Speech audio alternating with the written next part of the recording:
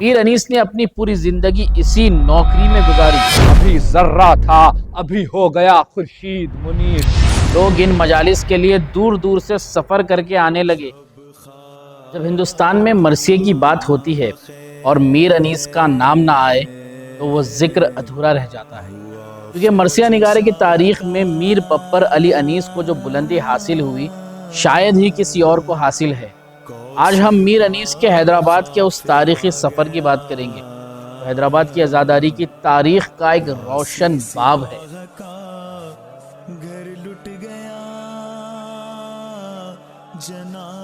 شہر حیدرآباد کی بنیاد کے ساتھ ہی مرثیہ نگاری کو اہمیت حاصل ہے۔ اس شہر کے بانی محمد قلی قطب شاہ خود مرثیے لکھتے اور پڑھا کرتے تھے۔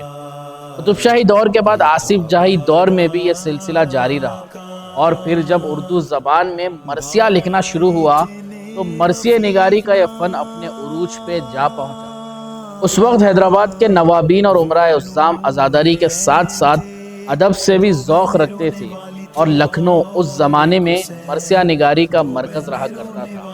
میر انیس اور مرزا دبیر یہ دونوں نام اس وقت ہندوستان کی مرثیہ نگاری کے دو عظیم شخصیات تھے کہ شہرت آسمان چھو رہی تھی۔ حیدرآباد کے لوگ بھی اپنی مجالس میں میر انیس اور مرزا دبیر کے مرثیے شوق سے پڑھواتے تھے، مگر صاحب ذوق لوگ صرف اتنے پر کیسا راضی ہوتے کہ وہ میر انیس کا کلام کسی اور کی زبان سے سنیں۔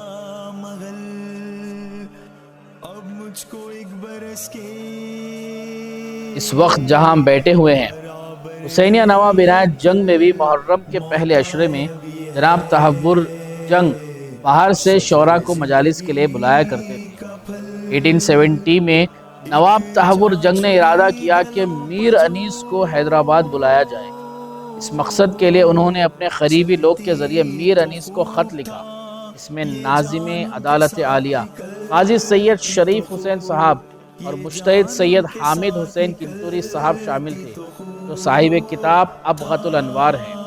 دونوں بزرگ شخصیات کے خط پر جواب دیتے ہوئے میر انیس نے اس دعوت کو قبول کیا اور ہندوستان کے تاریخی اور ادبی سفروں میں سے ایک کا آغاز ہوا۔ وہ لکھنؤ سے دکن کے لیے روانہ ہوئے، جہاں اہل دکن کی آمد کے لیے بے چینی سے منتظر تھے۔ آج حیدرآباد آنا صرف کچھ گھنٹوں کا سفر ہے، مگر اس دور میں سواری کے لیے شکرام وغیرہ جیسی سواریوں کا استعمال ہوتا تھا۔ اس سفر کا آغاز کرتے ہوئے میر انیس لکھنؤ سے پونے پہنچے، پھر وہاں سے گلبرگہ آئے، اور اس وقت گلبرگہ سے حیدرآباد تک بھی کوئی ریلوے لائن موجود نہیں تھی۔ تحور جنگ اپنے اہل خاندان، ساتھیوں اور سرکاری اسٹاف کے ہمراہ بگیوں اور شکرام لے کر میر انیس کے استقبال کے لیے گلبرگہ پہنچے، اور پھر ان سب کے ساتھ میر انیس حیدرآباد کی طرف روانہ ہوئے۔ جیسے ہی حیدرآباد کو خبر ملی کہ میر انیس شہر پہنچنے والے ہیں، حیدرآباد کے امراء اور دانشور حضرات سرحد حیدرآباد کے دلی دروازے پر پہنچے اور میر انیس کا شاندار استقبال کیا۔ پھر میر انیس کو تحور جنگ کی دیوڑی لے جایا گیا، جسے عاشور خانہ اشرف الدولہ کہا جاتا تھا، جس دیوڑی کو آج ہم حسینیہ عنایت جنگ کے نام سے جانتے ہیں۔ کتابوں میں میر انیس کے حیدرآباد پہنچنے کی تاریخ 18، 27 یا 29 ذی الحجہ ملتی ہے۔ لمبے سفر کی تھکان کی وجہ سے میر انیس کو زکام اور بخار ہو گیا۔ تحور جنگ نے ڈاکٹرز اور حکیموں کو بلایا، استخارہ نکالا گیا اور ڈاکٹر مرزا علی کا نام آیا، جو نظام کے اسٹاف سرجن ہوا کرتے تھے۔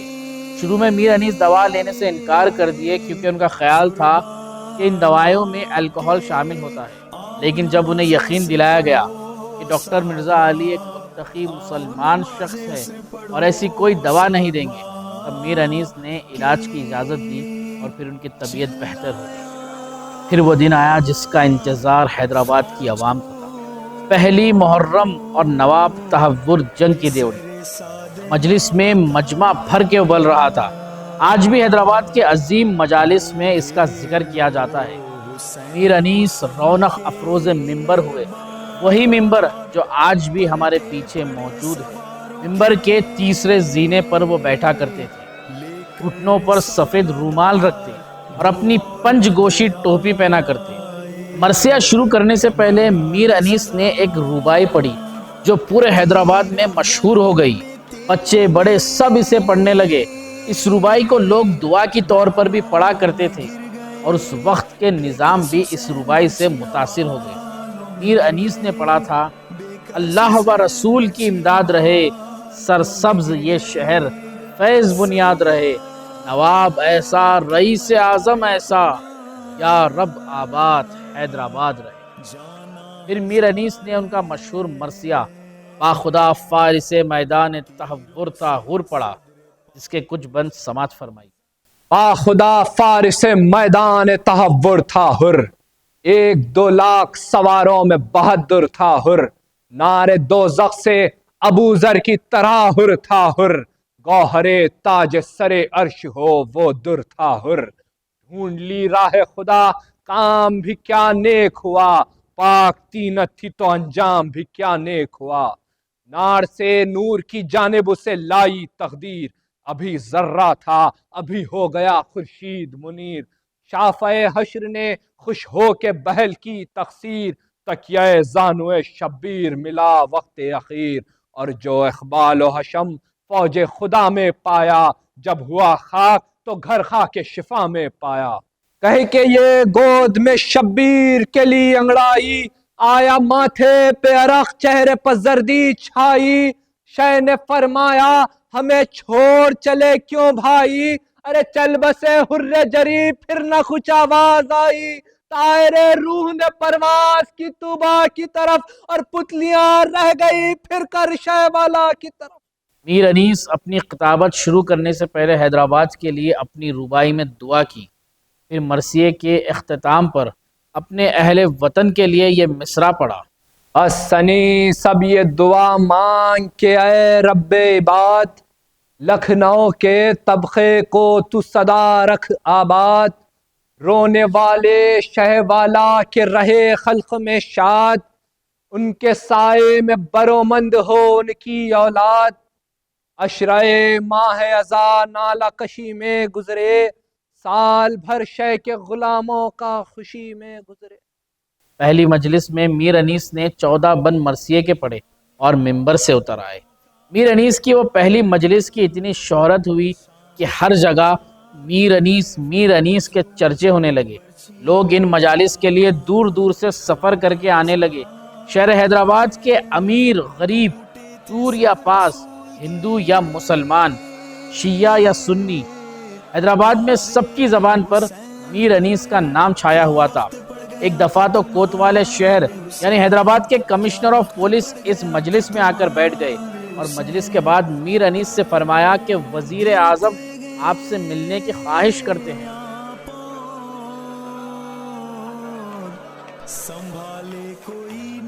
پہلی محرم سے 10 محرم تک میر انیس یہاں مجلس پڑھتے۔ ہر مجلس میں پہلے ربائی پھر مرثیہ، وقت کی پابندی، بلند آواز اور ایسا اثر کہ مجلس میں موجود ہر شخص متاثر ہو جاتا۔ میر انیس مرثیہ پڑھتے وقت اگر گلا خشک بھی ہو جاتا تب بھی وہ پانی نہیں پیتے۔